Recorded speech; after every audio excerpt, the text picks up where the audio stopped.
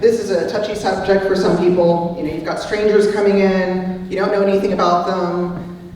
There are party houses. Let's face it, there are some neighbors whose kids, as soon as the parents are out of town, it becomes a party house. So it's not just a matter of, you know, someone coming in from out of town.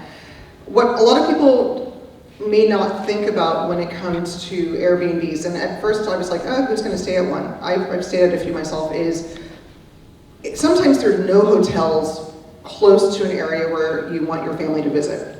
And this becomes a nice way for you to make sure that your mom and dad, brother, sister, whatever, are in your neighborhood. And let's face it, East Lake, what's the big hotel you're going to put someone in? So knowing that you can have them down the road in someone's home is a really nice thing.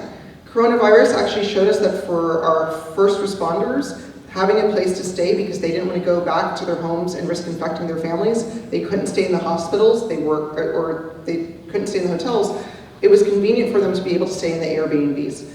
The other thing is Airbnbs and short-term rentals are a form of income for people. And a lot of times these are part of the retirement packages of some of your neighbors. This is how they make sure they're going to be able to afford the care for themselves, their parents, their spouses, or whatever.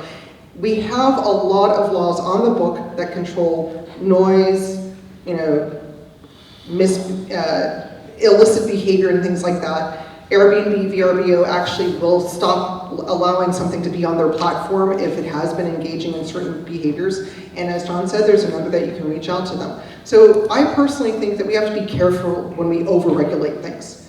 We can enforce the rules that we currently have, and if we see that there's a shortage of response, or it's not effective enough, or certain neighborhoods are becoming more problematic, then we revisit it. But there's a lot to be gained for the communities because people who can keep their homes are going to maintain them. And Airbnb might be putting that income into their homes so they can maintain their property.